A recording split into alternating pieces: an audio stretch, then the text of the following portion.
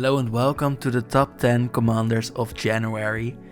This is the first one of the new year and we have skipped 1 month, so after a small break in which Marvel got really popular for a month, we're back with the Ur-Dragon in first, a classic. People really can't get enough.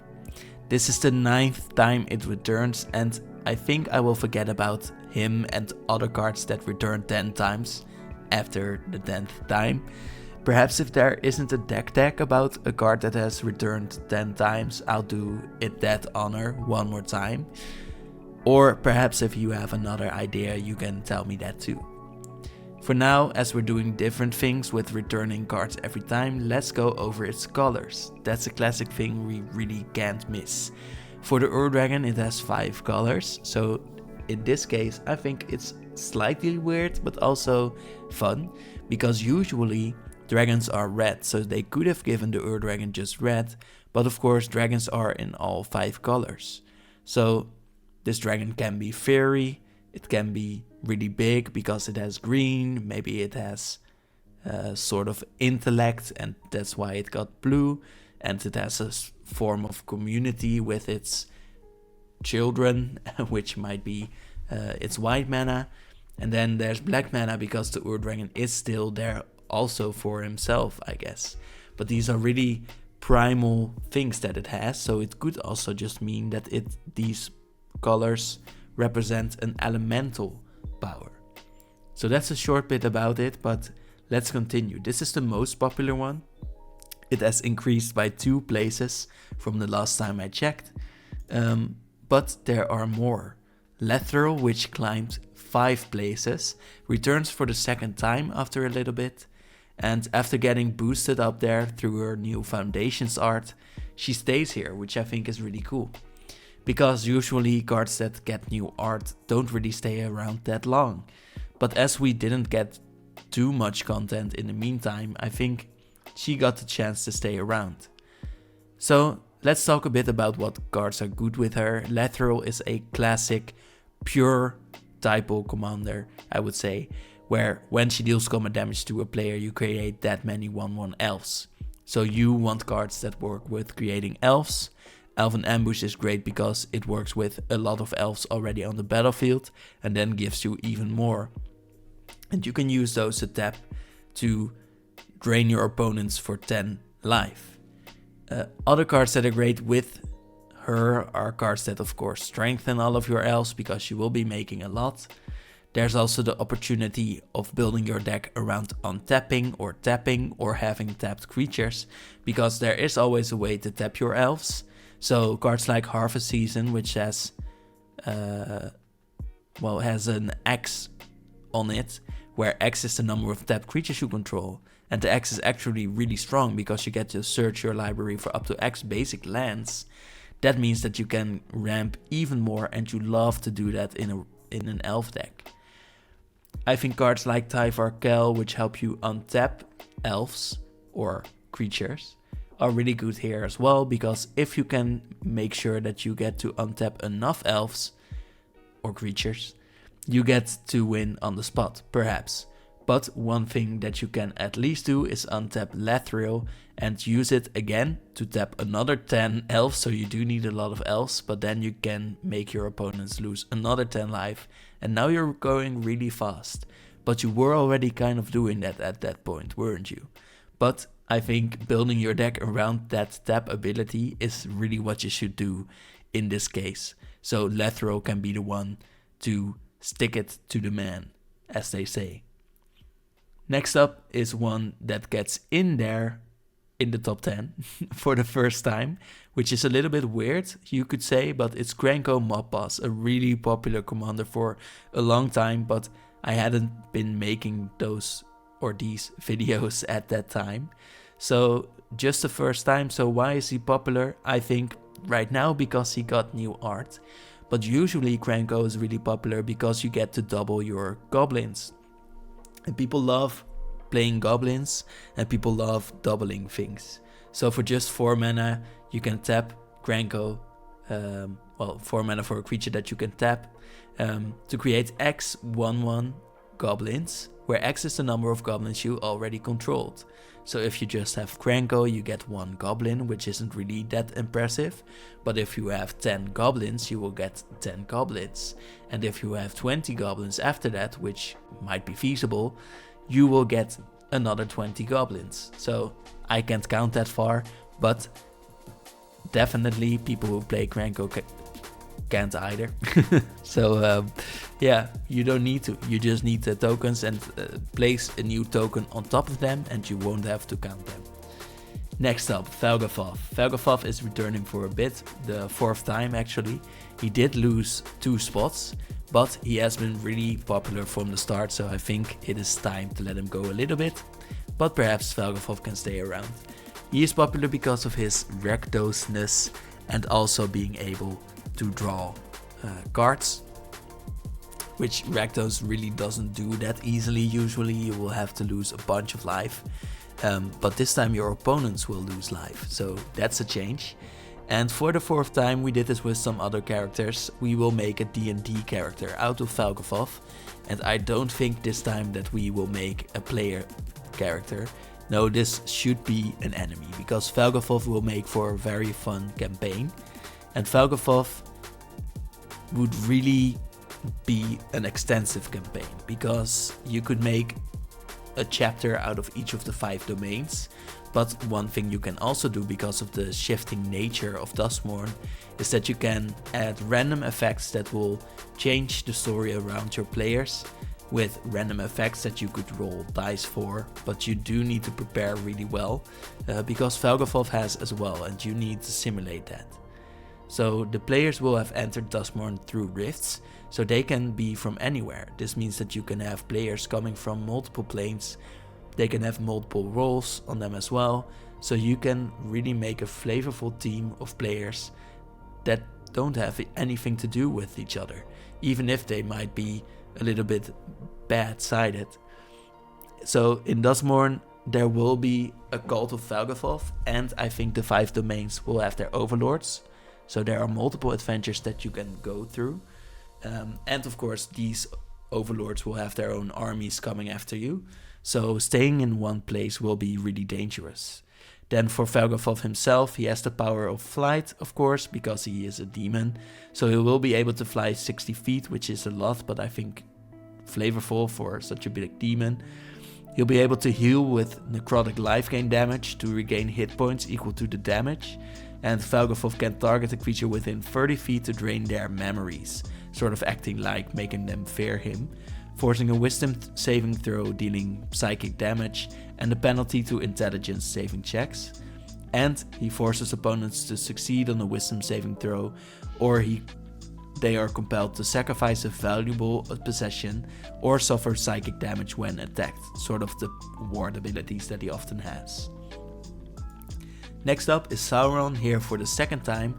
So again, let's look at some cards that are good with Sauron.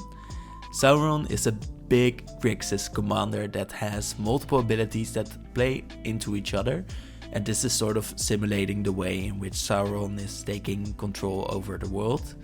So 6 mana, and then you get a legendary creature with ward, and the ward cost is to sacrifice a legendary artifact or legendary creature. Then whenever an opponent casts a spell, amass orcs 1. So cards that will work very well with him are cards like Saruman, the White Hand, because they will help you create orcs and orc armies more specifically. Then whenever an army you control deals combat damage to a player, the ring tempts you. So any card working with the ring tempting you will also be very strong. Especially since the next ability is that whenever the ring tempts you, you may discard your hand, and if you do, you draw 4 cards. But of course, discarding your hand is a bit of a cost if you don't have any reanimate effects. So definitely be sure to play some reanimate effects for all of those cards you have discarded. And I think you will need a way to finish the game. So at this point, I think the most flavorful way to win the game is with a massive army of orcs, and Orcish Siege Master can give them all trample, so that you can definitely get in for a great amount of power. It will even double it in a way if you have the right army. or it could make them stronger, equal to the power of Sauron, which I think would be really fun as well. Next up is a fan favorite, but here for the first time, Edgar Markov. Also 6 mana, but a different kind of evil. Instead of the blue you have the white, and you can definitely see why, because Edgar Markov does care about his family, even though it's for a little bit twisted reasons. And people have the same thing with this deck, they play it for twisted reasons. Not always because they want to play Vampire Tribal, no, because they love the combo of Veto and Exquisite Blood. And you go, but you don't really need Edgar Markov in order to play Veto and Exquisite Blood. You need things that give you life. So I don't really know why you're doing this. I think it's just so you can say, yeah, I'm playing Vampire Tribal and Veto was already in my deck, so Exquisite Blood was a good way to add to it. But I think if you do get to play Edgar Markov as a Vampire commander, he is still really strong. He can be a very aggressive commander, which is really on theme for Mardu, as we said in our previous video. So I think he can be really flavorful and strong, even though you're not playing that combo. But if you want to do it, go ahead, of course, it's your game. Next up, also into the top 10. This is the second time, but he returned, Baylen the Haymaker. And I think we sort of skipped over the army in the back of his art, because those guys are really cute. There are people standing on top of each other, it's his family, those are the tokens you are meant to play with. But Baylen has one interesting thing on his abilities, because he says two untapped tokens, for example, and doesn't say creature tokens. So that means cards like Farmer Cotton, who say create X 1/1 creature tokens and X food tokens, get to make 2 tokens that you can tap for Baylen. So by playing Farmer Cotton for 3 mana, you get 2 tokens, and you can then tap them 2 tokens to add 1 mana of any color. So for every extra mana that you put into Farmer Cotton, for example, you get 2 tokens, which can then tap for new mana the next turn, or the same turn. So there are multiple ways to make 2 tokens per mana, and I think if you can even make more, you're definitely storming off with this deck. Other cards that are great with Baylen are cards that love untapping your creatures, so Halo Fountain is one that can win you the game even. If you pay 5 white mana and untap 15 tapped creatures you control, you win the game. This does force you to go into the creature token side of Baylen, which might be a little bit less strong for Baylen, but is a way to make your card really thematic, and I think that is something that should be worth it. Next up is the third time of Kaalia returning back into the top 10, and Kaalia is a really interesting card to look for the art, because, well, I think mostly because Kaalia has such a weird backstory that isn't really that full. She did get a whole story dedicated to her, I think 2 even, but Kaalia really doesn't fit with her story mechanically, because her story is all about her having stone types of powers of crumbling things away, and her mechanics are all about summoning angels, demons or dragons. So perhaps we can learn a bit more about why that is. So the first art of Kaalia was a bit of a, let's say, statement piece. You do see the iconic dragon wings, 1 angel wing and 1 demon wing, but we haven't really been told about this in the story. So we just know that she is very angry. A lot of people she loves have been killed. She used to be a very good person, and now she definitely wants the world to crumble. Maybe that is the one thing that binds her to all of those creatures, because dragons love to destroy things, demons love to destroy things, and angels, if you make them angry or if they think you have deserved it, will love to destroy things. So maybe that is why they are drawn to Kaalia, or perhaps Kaalia has just sought them out because she needed the power. I'm not really sure. This next art is from Scott M. Fisher. The previous one, by the way, I forgot to say, is from Michael Komark. But this one is from Scott M. Fisher, and we see a little bit more of an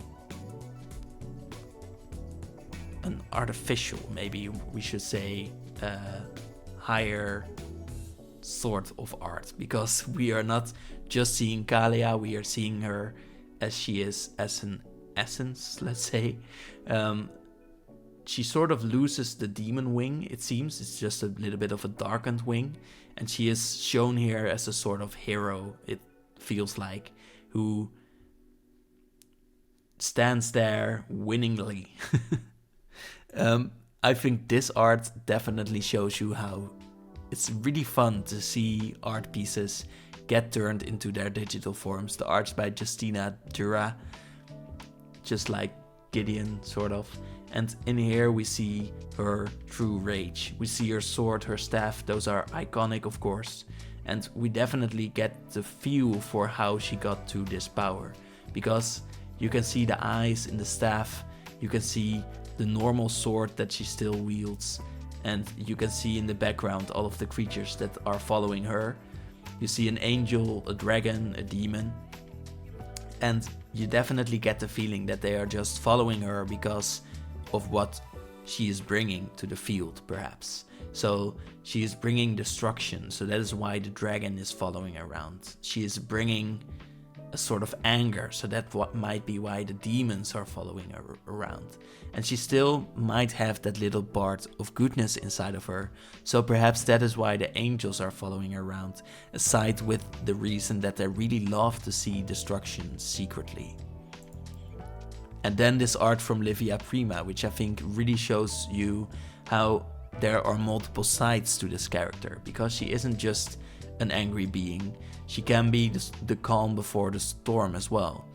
She's still wearing her same old clothes, perhaps there isn't a reason for angels to change.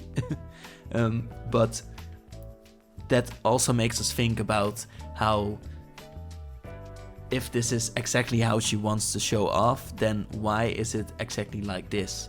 Is there a reason why she wants to show that she is a little bit angry with her red clothes? Or is there a reason that she wears that sort of saintly armor all the time? We're wondering, why does she want to be seen as good and bad? Does she not care about her allegiance, or does she not know?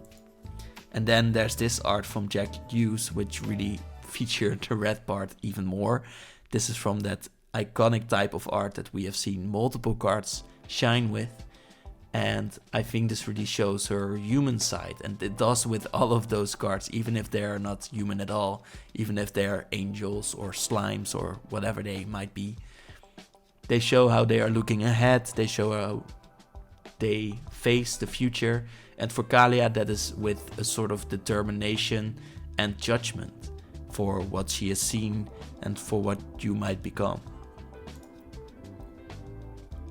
And then a change of tune, Pantlaza is here for the 6th time. So for the 6th time we are looking at the perfect sidekick that we are using to change the rules of the game.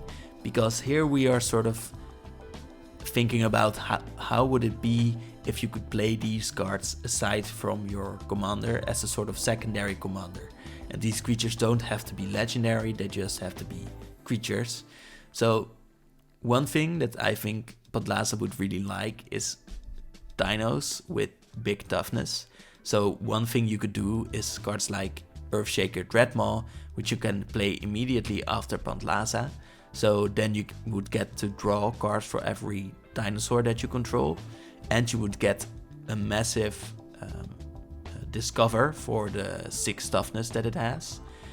But I think Wayward Swordtooth would be even better, because it will help you ramp if you don't have Pantlaza out.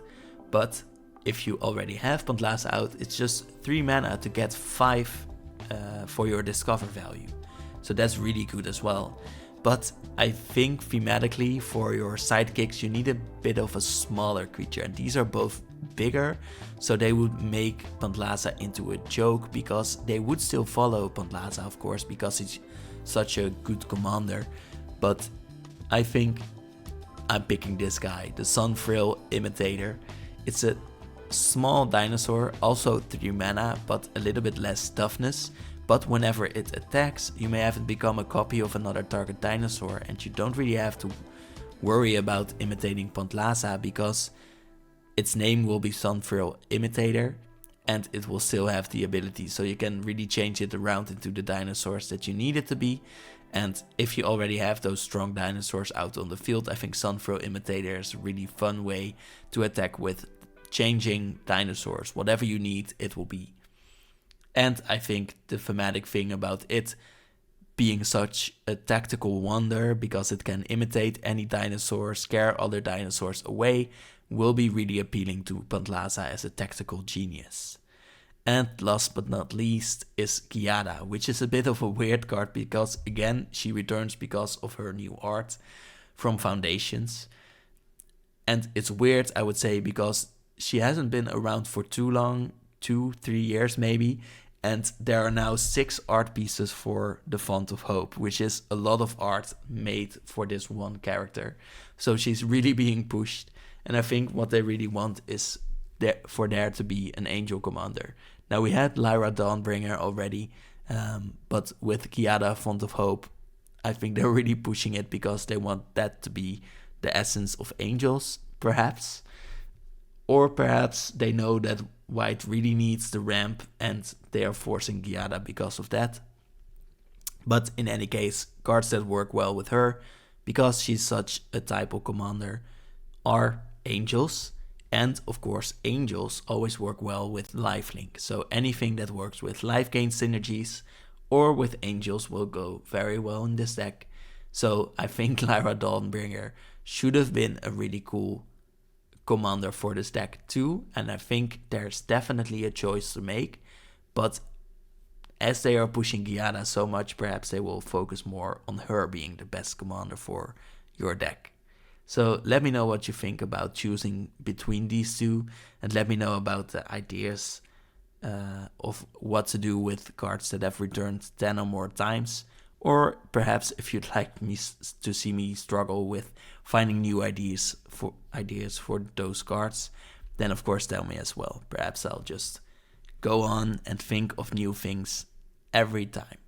I'll do it gladly. And for now, I'd wish you a nice day.